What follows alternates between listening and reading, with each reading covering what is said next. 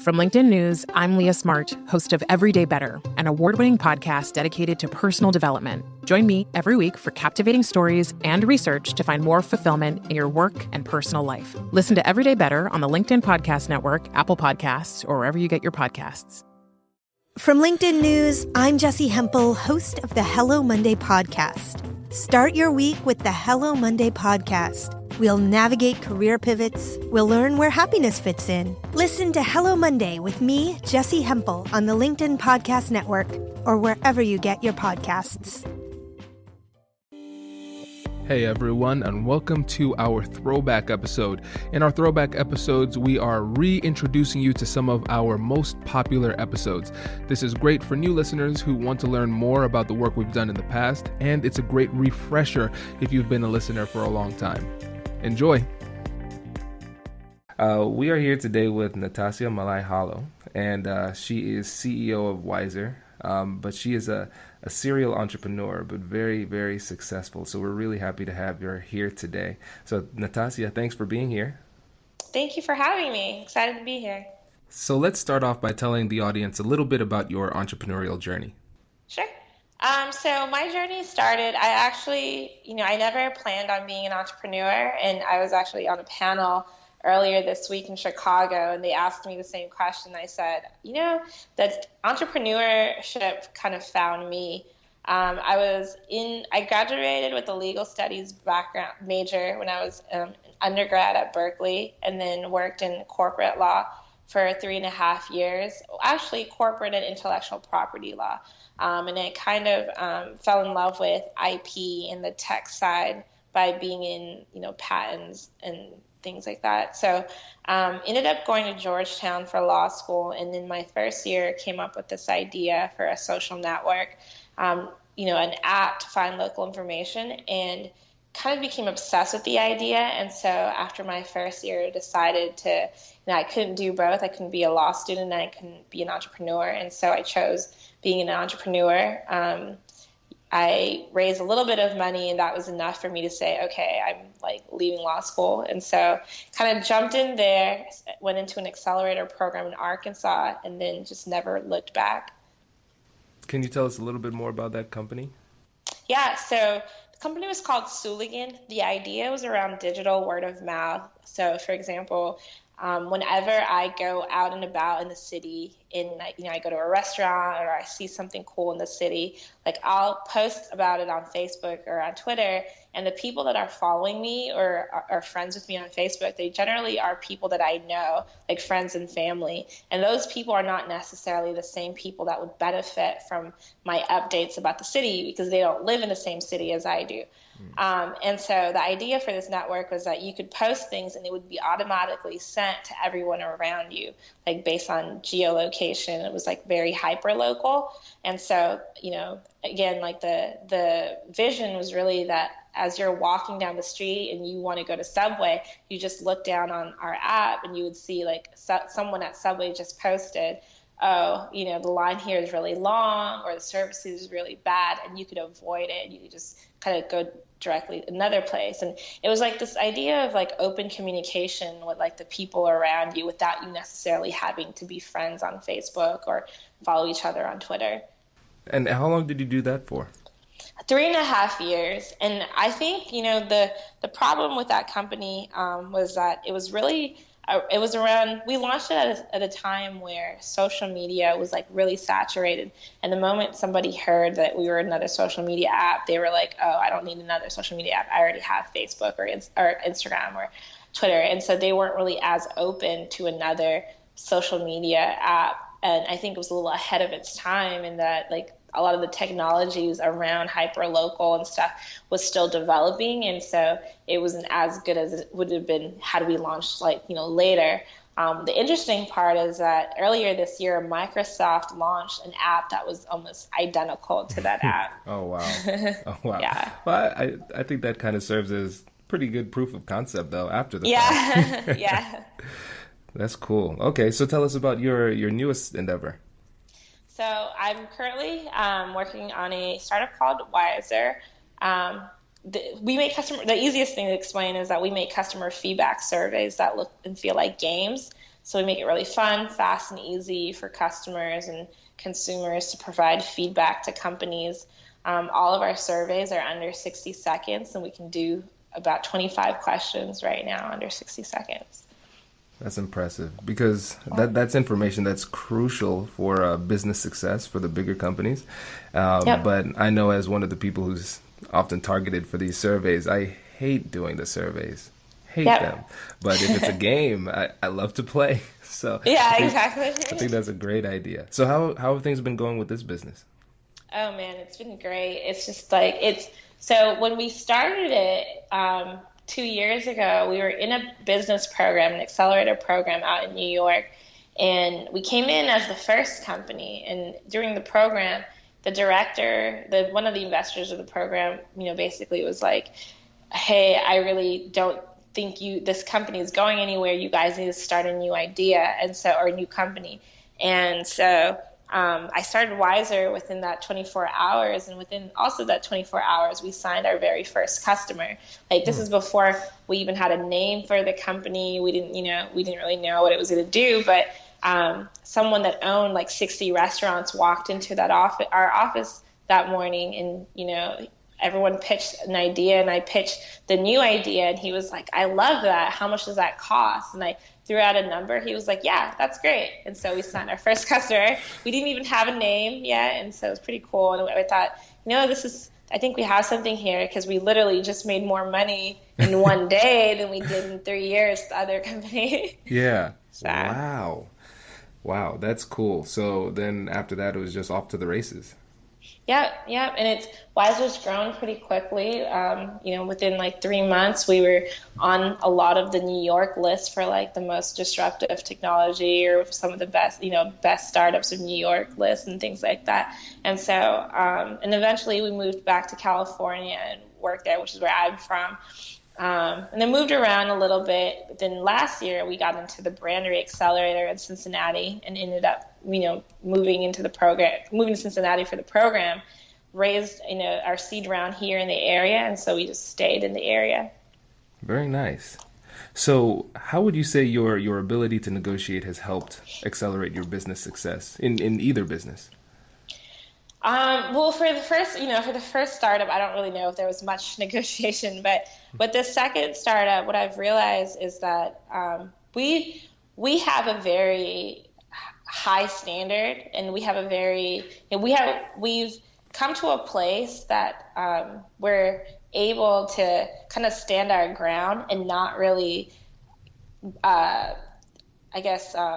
the word that I'm looking for? Kind of be persuaded or, sway on our decisions around what we believe in. And so we try to negotiate, fairly and justly, and whether it's like a client or a partnership or an investor. And sometimes it's just if it's not a fit, like if they're not willing to negotiate and not willing to come, to a middle ground, like we just walk away from the deal. And I'm glad you said that, because that's one of the most important skills to have in a negotiation, the ability to know when the deal isn't for you and to walk away. Right. Yeah, that's great. Can you give us some? Oh, go ahead. Yeah. I was going to actually give you some examples. Perfect. Earlier in 2015, we literally had run out of money. We had we were at the end, we had no money, and we had a deal from an investor for $500,000, it was $500,000. And we just we negotiated, and we just felt like it wasn't really going the right direction. So we walked away from the deal, even though we didn't have a plan. We just knew that in the long run, it would be a bad deal for us. And then the same thing happened this recent round, our actual seed round. We had someone come in again with a deal that had a lot of things tied to it, that was contingent on a lot of different things. And, we were willing to negotiate. We were willing to kind of work with the investors, but we were there's just certain things we can't agree to, because in the long run, it would hurt our company. And we walked away from that. Similarly, we had a deal with a client, a really big client, and it was a lucrative deal. The agreement was $100 a response, which is crazy, right? Yeah. For a survey provider, you're getting paid $100 a response. But the deal ended up, I mean, the actual survey campaign that they wanted to run, we can do 25 questions in under 60 seconds, but they're 25-hour type of questions. So they follow a science. There's a lot of thought put into what kinds of questions are asked and things like that, because if you ask long questions, people don't want to take the survey, and it ruins the quality of our surveys. And so the client would not budge on the questions. And we just, when we analyzed it, we thought, and we kept trying to negotiate. We spent months negotiating it with trying to negotiate. And finally we just realized, when we stepped back, we realized that, if the campaign runs the way they want it to run, it's not going to work the way that we know it's supposed to work. And they're going to see it as a failure on our part. And in the long run, a failure on our part is worse than us just not taking the money, no matter how much money we made in the process. So we ended up walking away from that deal as well. But a couple months later, they came back, and now they're running Wiser exactly the way we told them to run it. So. Nice. It's funny. Now that's the second time you've gotten good proof of concept after the fact. Brace the rudders! Raise the sails! Raise the sails! Captain, an unidentified ship is approaching. Over. Roger. Wait, is that an enterprise sales solution? Reach sales professionals, not professional sailors. With LinkedIn ads, you can target the right people by industry, job title, and more. We'll even give you a $100 credit on your next campaign. Get started today at linkedin.com/marketer. Terms and conditions apply. Yep. So it is. That's cool. So let's get into these deals. I think you've given some really great examples here, but I want to get deeper into them. Because like I said, walking away is often the hardest thing to do in a negotiation, especially as entrepreneurs, because we always want to make that deal and make that money. So what were some of those things, just a little bit more in depth? I don't know if there's confidentiality issues. If not, if there are, just, we could avoid the question. But what kind of things were signals to you that it was a bad deal? Either of them. Yeah, so for one of them, for the investment deal, one of them was that it was tied to a lease agreement. And for a startup, and a 5-year lease agreement at that. So for a startup with a runway of 2 years, every startup, when you raise money, usually it's to kind of fund your company, expecting if you make $0 and you're going to fund, run the operations for 18 to 24 months. So for a company that has an 18 to 24 month runway, it just didn't make sense for us to have a 5-year lease agreement. But on top of that, it was tied to a certain size of the space. So again, we're a very small team. It didn't make sense for us to get this huge open office space if we weren't, if we don't need it, because now you're just giving away equity for early stage startups like Wiser. Your equity is the most valuable thing that you have. It's more valuable than cash. And so there was a lot of different things that, was a requirement of the investment that we just couldn't agree to. That makes sense. And it's clear that your ability to kind of forecast and look into the future played a big role in making those decisions too. Yeah, so when I sat down with some other, depending on what the background of the person was, or the advisor, it was crazy how many people had such different opinions about this. Because on the one hand, they were like, well, Natasia, if you take this money, this is another $500,000. It would put you guys over here. You guys have to pay rent somewhere. You might as well pay rent and get extra money and stuff. But then there were other people that was if you look at it this way, you're giving away equity in because you don't need it, and all this other stuff. So it's always from your viewpoint, sometimes people always tell you not all money is good money, and you just have to be smart about taking the right investors' money and stuff. And I think we made it was hard, definitely, because when you think about okay, $500,000, that's going to give me another 6 months of runway or another 5 months of runway. And so but when you kind of step back and think about, like, in the long run, like, if you really believe in your company and your ideas, then you're not going to be willing to give away all this equity for, $500,000. I mean, technically you should be making $500,000 in the next, 5 months, Right. I want to key in on another thing you said. You said you ran this situation by your advisors. Yep. Is that something you typically do when it's a big decision or you're in a significant negotiation? Yes. So I'll look to some experts. I know that I'm not. I'm good in certain things, but I'm not really great in finance and economics and things like that. And so generally, especially with things come up in finance and kind of economics, I ask experts or people around me that know more and are able to forecast and kind of paint the different scenarios. So yeah, I do that a lot, especially when it comes to finance.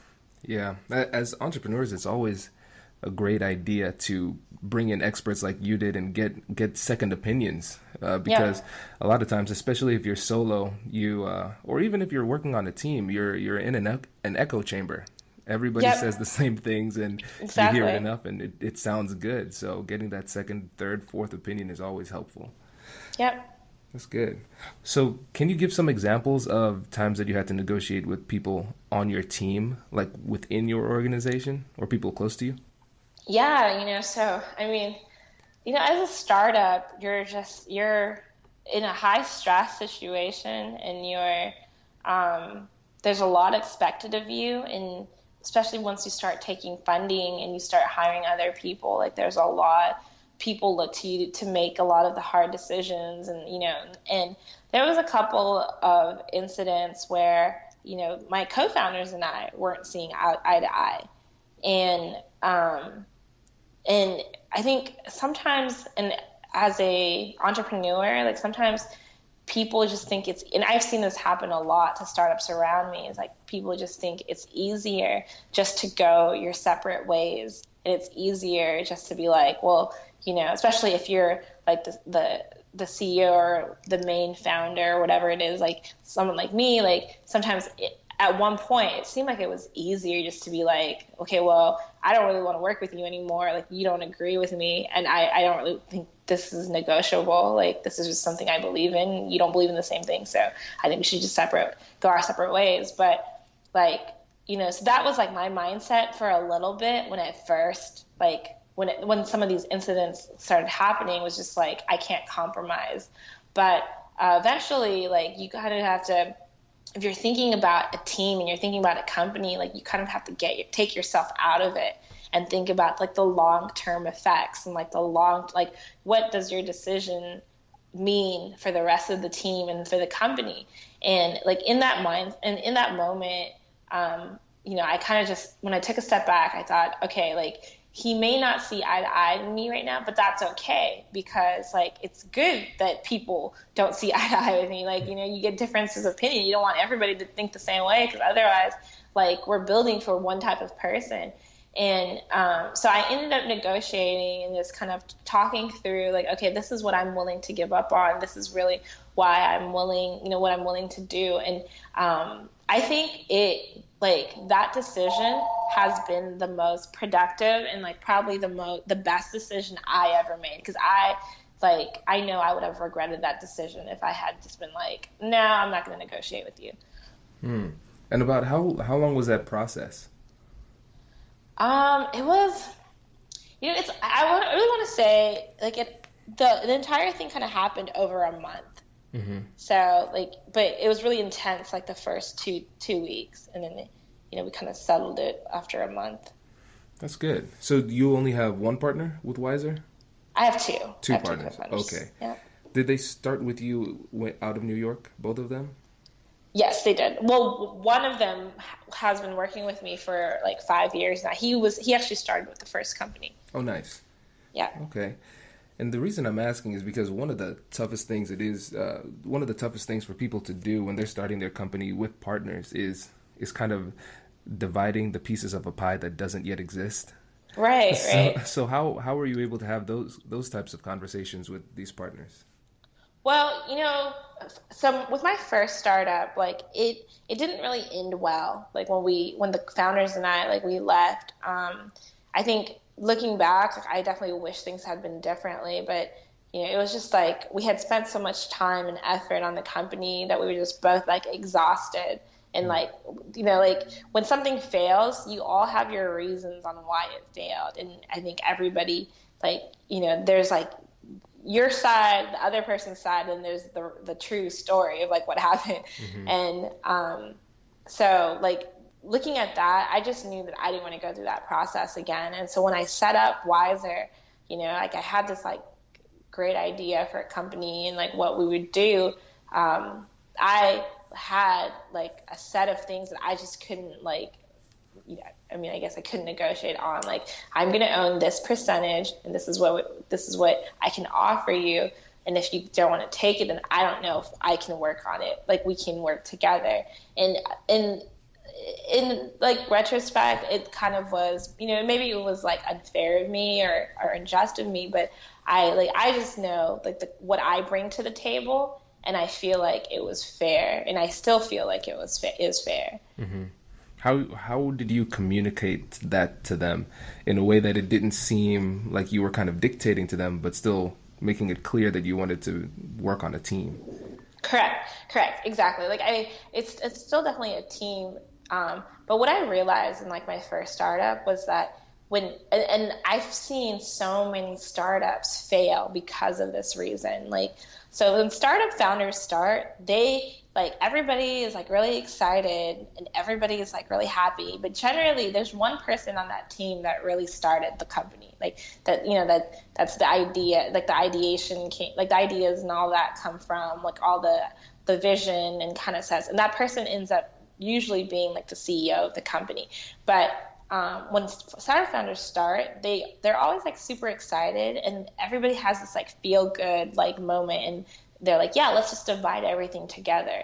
And that division of like equity and the division of like responsibilities, it sounds great on paper, but when you start working, there's always one person that's going to outwork everyone. And that's just the way that person is. And that person, again, is probably the CEO, like ended up being the CEO of the company. And over time, if there isn't that like division of like, the equity or like compensation or whatever it is, like that person is going to resent everybody else. And because they're like, well, we're all equally yoked, like we're all supposedly have equal responsibilities and we all have equal equity. Why am I doing all the work? And that's how founders fall apart. Like, and people call me all the time to like get my advice on like founder situations. And at the root cause of any founder breakup is always that reason, is that one person was like, well, I did all the work, but we have equal equity, or we're getting equal compensation, and I don't think it's fair. And so when you just like assume, and it's going to be true that there's going to be one person on that team that's going to do all, like that's always at the office, that's always doing the work, that's just like putting in a little bit more or maybe a lot more than everybody else. Like, that's how you avoid like the fights and the stuff later. Right. That's a great point. It is a great point because, for me in my law practice, whenever I see people come in or they want to split everything 50-50, it's like, hey, write up this operating agreement. We're 50-50 owners. I'm like, oh, no, it's happening again. That's the worst idea. Yeah, I actually created this free course for my business law clients, a partnership bootcamp that they can go through where they kind of think through all of those things that you mentioned. So they could get on the same page beforehand. Like, what are your perceptions and expectations of each of the owners? What are the roles and responsibilities? Oh, that's smart. Yeah. And a lot of times, what's funny is I have the people work through it independently. Yeah. And so then they send me their responses, then we come in and talk about it. And so in addition to that, in addition to sending in their own responses, I have them guess what the other person is going to say. Yeah. And a lot of times they are not close. Wow. That's really interesting. That's fascinating. That's the first time I've heard of something like that, but I think that's definitely useful. Yeah, definitely. For sure. Because one of the things that we analyze are the values of the person. And so, for instance, you could have somebody who is very philanthropic, and somebody who's very power focused, somebody who's spiritual, and so if you have somebody who's very power seeking or money seeking, linked with somebody who's more philanthropic, doing it for the community, you're going to have some serious issues coming when money starts coming in the door. Right.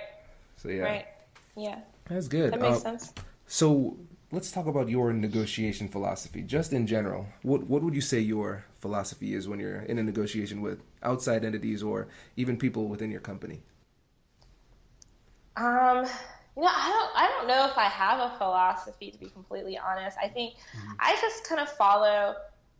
I try to stick to the facts, and that's really what I think I'm really good at, is that I'm really open to the other side arguments. I'm really open to different scenarios and stuff, but I try to closely follow facts and what's fair. I think that's always been how I think and how I operate. It's just what's fair. When I tell the story, this is a true story, but when I was younger, when my mom and my parents would buy me Skittles, I would be the one that opens the entire bag and divides out the Skittles, and so that everybody has an equal share of Skittles. Nobody's just going to get a random sample size, of Skittles. And I think that when it comes down to negotiation, it's the same way. It's just what I see as fair and what I see as factual. Right. I like that. So this is your Skittles negotiation philosophy. Yeah, exactly. Exactly. So how do you define fair? In every situation, fairness it can take different forms, and to some people, fair could look very different than for someone. Fair could look very different than it looks to somebody else. So how do you define fair, or how do you find it? I look at anything that the supporting documents or the supporting factual documents. Not I don't really care for opinions, in my opinion. I just don't care for your opinion. I really don't care about what someone thinks is right, what a philosophy about this is what you should be doing and stuff. There's a contract usually in place, and there's an agreement usually in place, and there's a set rules or responsibilities or tasks, and either you're doing it or you're not. And so and again, the assessment of whether or not someone's doing something, again, you look at the results. If you're actively, you say you're working hard, but you haven't, all the things that you're doing isn't leading us to make sales or make progress in development or make progress in design, or whatever it is, you're not really doing your job. You're ineffectively using your time. You're spending time, but you're not spending it effectively. And so, I try to stick again to what the evidence and what's there. I like it. Yeah, that's good. Okay. And if you had to give one piece of advice to our listeners when it comes to negotiation, what would it be? I think you always have to remember why. Remember the why. Right. I would say, I think in the entrepreneurship world or startup world, a lot of startup founders like to post this, remember why you started. It's the same way in negotiations. It's remember why we're even negotiating, or remember why you're selling this product. Remember why you started this team. I think you always have to focus on the why, because if you focus on the why, then all the little stuff, the little details, they tend to matter a little bit less, because one of the things startup founders like to argue over is equity, especially with in valuation. So you might be looking at $1 million investment, or a $500,000 investment, or a $100,000 investment, but you're losing, and then you're looking at how much equity you lose, and you're I don't think this is, I'm going to try to negotiate and get a higher valuation. And in my opinion, that's stupid, because you're not thinking about the why. There's some places that you can, if you can negotiate, and it's just really an outrageous valuation. If they're going to, value your company at a very low valuation and it just doesn't make sense, then negotiate it. But if it's fair, given what you had, and if you think about the why, like the why you're raising money is to grow the company and become better and raise your valuation, then in the long run, like taking maybe a smaller valuation than what you would like means that you can grow really quickly and you can progress really quickly. So, I think like definitely just always remember like why something is happening, why you're doing something. Yeah, that's a really great point. And what's interesting, throughout this conversation, I'm starting to kind of get a read on the things that are important to you, kind of like your why. And so obviously growing the company, that's one, but you also have you want to retain the integrity of your assessments as well. Mm-hmm. Yes. So that's good. All right. Well, thank you so much for your insight. This was a lot of fun. Yeah, it was. Thank you so much. Yeah. I didn't even realize that I did so much negotiations because I was like, yeah, I do actually. Yeah. What's funny is that most people don't. But that's great. Congratulations! You've just joined an elite club. By listening to a full episode, you're now officially on the Negotiate Anything team. So welcome aboard. What most team members do is they subscribe to the podcast because that allows them to automatically get the latest episodes of the show. The best things in life lie on the other side of difficult conversations. Keep learning, keep practicing, and keep getting better. Your relationships will improve, your career will soar, and you'll have the confidence you need to get the most out of these crucial conversations. Again, thank you for joining the team. We're excited to have you, and I will see you in the next episode. I'll catch you later.